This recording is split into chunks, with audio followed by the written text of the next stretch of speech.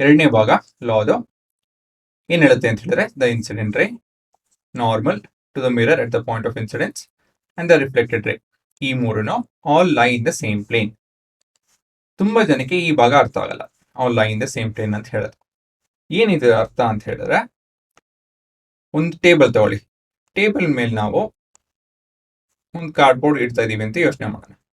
ಒಂದು ಕಾರ್ಡ್ಬೋರ್ಡ್ ಹೇಗೆ ಇಡ್ಬೋದು?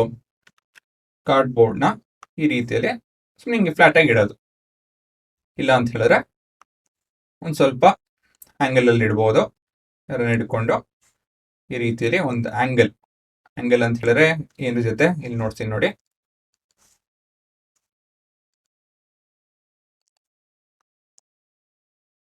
ಸರಿನಾ? ಇದು ಈ ರೀತಿಯಲ್ಲಿ ನೋಡ್ತೀನಿ, ಇದು ನೆರಳು ಆಯ್ತಾ, ಕೆಳಗಡೆ ನೆರಳು ಇದು.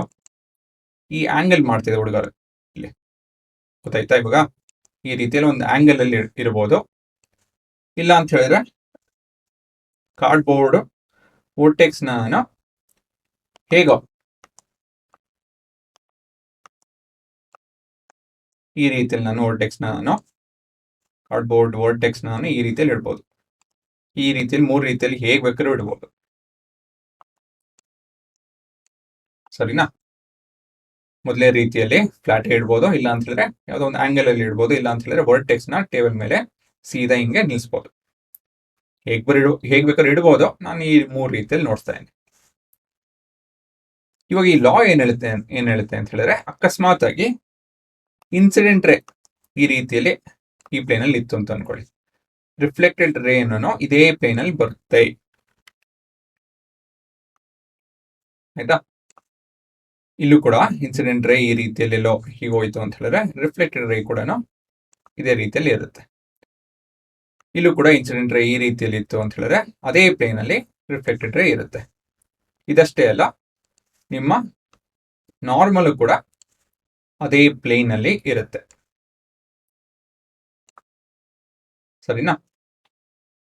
ಇದನ್ನ ಚೆನ್ನಾಗಿ ಅರ್ಥ ಆಗಬೇಕು ಅಂತ ಹೇಳಿದ್ರೆ ಈ ವಿಡಿಯೋ ನೋಡೋಣ.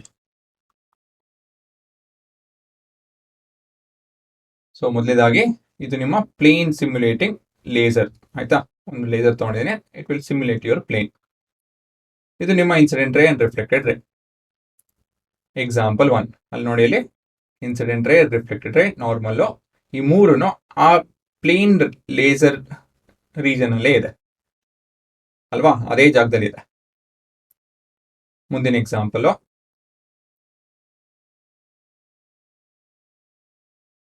ಇದು ನಿಮ್ಮ ಎರಡನೇ ಎಕ್ಸಾಂಪಲ್. ಇಲ್ಲೂ ಕೂಡ ನೋಡಿ ಇನ್ಸಿಡೆಂಟ್ ರೇ, ರಿಫ್ಲೆಕ್ಟೆಡ್ ರೇ ಮತ್ತೆ ನಾರ್ಮಲ್, ಈ ಮೂರನ್ನು ಆ ಪ್ಲೇನ್ ಅಲ್ಲೇ ಇದೆ, ಅಡ್ಡ ಇದೆ ಅಲ್ವಾ? ನಿಮ್ ಪ್ಲೇನ್ ಹೇಗನೇ ಇರ್ಬೋದು ಹುಡುಗರ, ಇದೇ ರೀತಿ ಅದೇ ರೀತಿ ಅಂತ ಏನಲ್ಲ. ಇದು ನಿಮ್ಮ ಮೂರನೇ ಎಕ್ಸಾಂಪಲ್. ಸೊ ಇಲ್ಲೂ ಕೂಡ ನೋಡಿ ಈ ಮೂರು ಲೈನ್ ಇನ್ಸಿಡೆಂಟ್, ರಿಫ್ಲೆಕ್ಟೆಡ್, ನಾರ್ಮಲ್, ಈ ಮೂರನ್ನು ಒಂದೇ ಪ್ಲೇನ್ ಅಲ್ಲಿ ಇರುತ್ತೆ, ಗೊತ್ತಾಯ್ತಾ?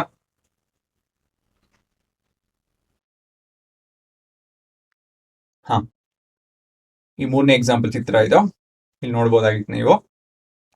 ನಿಮ್ಮ ಇನ್ಸಿಡೆಂಟ್ ರೇ, ರಿಫ್ಲೆಕ್ಟೆಡ್ ರೇ ಮತ್ತೆ ನಾರ್ಮಲ್, ಈ ಮೂರನ್ನು ಒಂದೇ ಪ್ಲೇನ್ ಅಲ್ಲಿ ಇದೆ, ಒಂದೇ ಹಾಳಿಯಲ್ಲಿದೆ, ಅರ್ಥ ಆಯ್ತಾ? ಅಷ್ಟೇ, ಇನ್ನೇನು ಹೇಳಲ್ಲ ಅಲ್ವಾ ಇದು. ಸೊ ಇದನ್ನ ನೀವು ಬರ್ಕೊಂಬಿಡಿ.